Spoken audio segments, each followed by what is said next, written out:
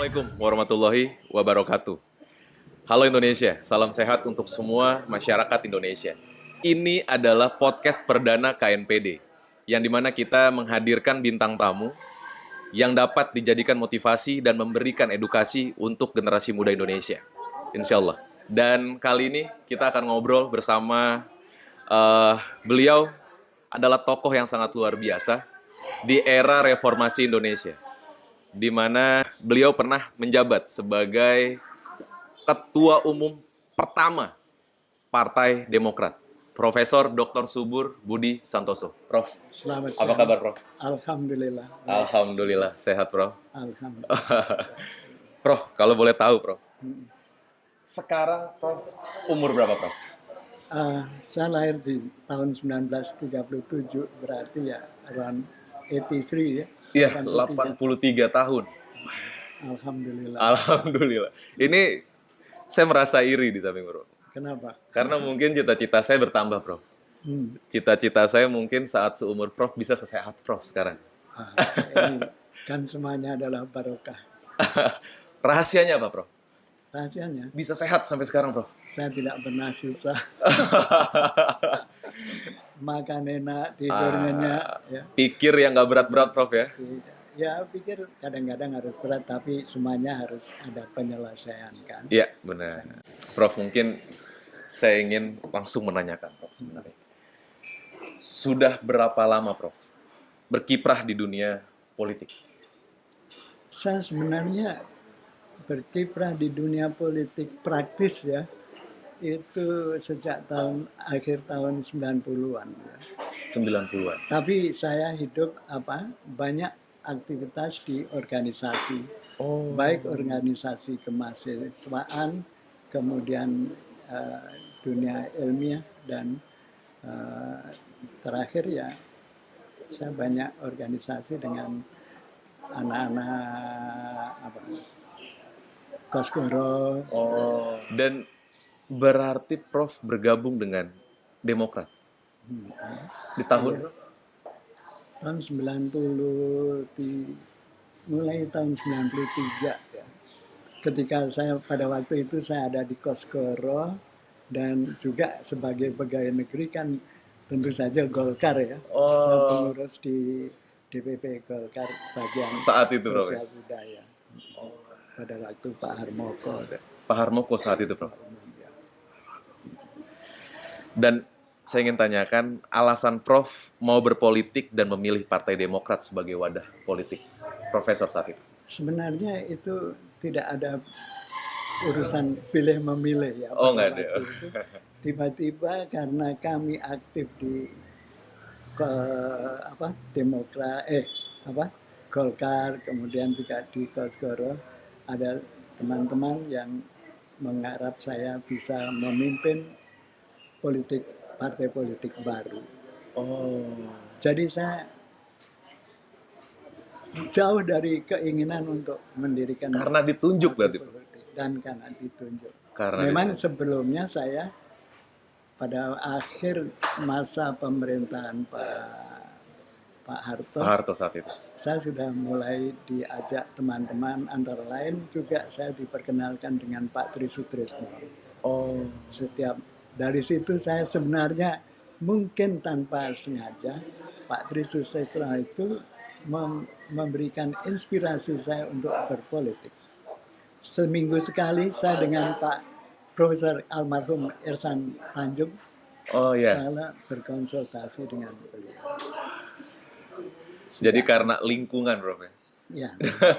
Tapi sebenarnya saya cenderung untuk menghindari politik, tapi karena suasana politik pada waktu itu dan banyak orang mengharap saya berperan, maka saya lalu membentuk kelompok organisasi partai yang berkonsultasi dengan Pak Tri Sutrisno saat itu ya, Prof. Dan akhirnya Prof terjun ke politik. Akhirnya iya. Dan menyuarakan suara rakyat. Kalau boleh tahu, Prof, visi dan misi Prof saat itu. Isi dan misi kita saat itu Karena visinya. kita menghadapi masa-masa yang gejolak ya, di mana banyak orang tidak puas terhadap pemerintahan Saat itu. Soeharto pada Iya. akhir pemerintahan Soeharto, dan penting kan adalah menjaga persatuan dan kesatuan bangsa, sehingga saya ingin ikut berkontribusi bagaimana menjaga persatuan dan kesatuan bangsa. Nah, Dan di dalam hal ini harus saya katakan Iya. Hengki kita, Hengki, saudara Hengki itu yang mengundang saya untuk rapat dengan 9 guru besar lainnya untuk mendirikan partai Partai Demokrat Demokrat. lahir saat itu. Hengki Luntungan. Hengki Luntungan. Iya. Pak Hengki Luntungan. Akhirnya Prof membuat Partai Demokrat Iya. bersama-sama. Dan akhirnya saya ditunjuk menjadi ketua umum yang pertama. Dan akhirnya ditunjuk untuk Pak SBY saat itu. Nah, iya, pada waktu itu kita mencari tokoh siapa yang harus kita Yang bawa. cocok. Kebetulan sebelumnya saya dengan siapa? Johnny Allen. Ya. Ketika saya menjadi ketua umum Kosgoro, ketua umum Ikatan Sarjana Ikatan Kosgoro, Sarjana itu saat itu. saya pernah menghadap beliau untuk ya bicara soal situasi politik pada akhir pemerintahan. Ketemu mula-mula dengan Pak Trisutesno, konsultasinya kan, Iya. kemudian dapatkan tokoh Pak SBY SBY. ditunjuk saat itu. Memang Ya, ada kandidat lain. Bukan ditunjuk, tapi saya ditunjuk oleh kesepakatan 9 profesor. 9 pendiri lainnya saat itu.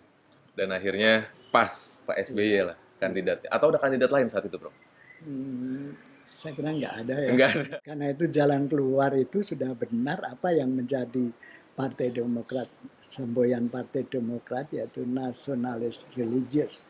Nasionalisme dan religius. Ya. Tambah santun. Ya. Nah, ini yang menjadi pegangan saya selama ini. Kita harus hidup berpolitik, berbeda pendapat boleh, adu argumentasi boleh, tapi ya santun jangan, kesantunan jangan dilupakan. Iya. Jiwa nasionalisme harus dihargai. Ya. Dan harus dikembangkan terus dan diwariskan untuk generasi muda.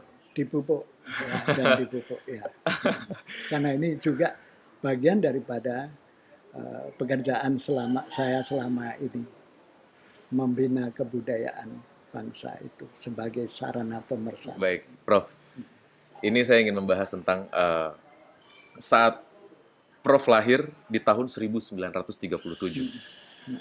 Pada saat 1945, Prof sudah berumur 8 tahun.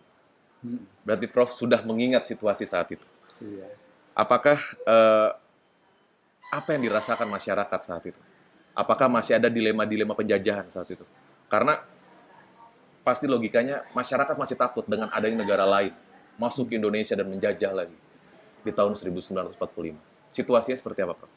Pada tahun 45 itu kan sudah peralihan ya, bahkan dari Belanda ke Jepang, kemudian nanti baru Belanda akan masuk lagi ya. Apa yang saya ingat adalah bahwa pada 45 itu kita senang sekali ya, dan bahwa Bung Karno memproklamasikan kemerdekaan Indonesia itu, dan bagi saya tidak ada perubahan. Maaf, mungkin bagi kebanyakan orang di Indonesia ada penderitaan, tapi saya sejak masa Jepang hingga peperangan itu saya selalu dalam posisi ya enjoy aja. Kenapa? Walaupun saya mengalami pengungsian 2 kali dan dikejar-kejar pesawat terbang, ditembakin dari atas. Di tahun 1945 dan 49. Oh, itu masih, Prof? Masih. Belanda, polisionil, aksi itu. polisionil. Ibu saya biasa mengurus rumah tangga dan bekerja. Yeah. Ayah saya berperang di front Semarang, Ungaran, Ambarawa, sampai ke Solo. Angkatan darat, Prof. Ya, kita ditinggal pergi begitu saja. Dan Belanda masuk rumah kita memeriksa Memeriksa rumah-rumah rumah-rumah penduduk itu. saat itu. Terpaksa bagian tentara ayah saya dimasukkan ke toilet samping belakang, ya. Dan kita bebas, dan mereka malah ngobrol baik-baik saja ya, karena ibu saya bisa bahasa Belanda. Oh, bisa bahasa Belanda saat itu.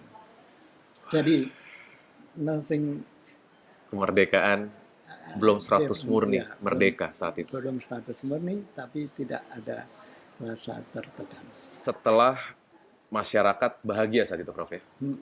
Karena Indonesia memiliki presiden dan wakil presiden saat itu. Dan itu adalah figur idaman kebanyakan. Figur idaman Karena masyarakat. perjuangan Bung Karno yang begitu lama dan meyakinkan rakyat bahwa Bung Karno akan dapat membawa kita ke menyeberangi impian jembatan sebuah kemerdekaan. negara. Iya, kita semua bangga dengan kedua tokoh tersebut. Dan akhirnya tokoh tersebut berpisah. Apa tanggapan masyarakat saat itu, Prof? Saya tidak begitu banyak mengikuti mereka ya, tapi memang kita semua merasa sayang bahwa akhirnya Bung Karno dan Bung Hatta harus berpisah. Tapi itu dilakukan dengan cara baik-baik, gentleman kedua belah pihak.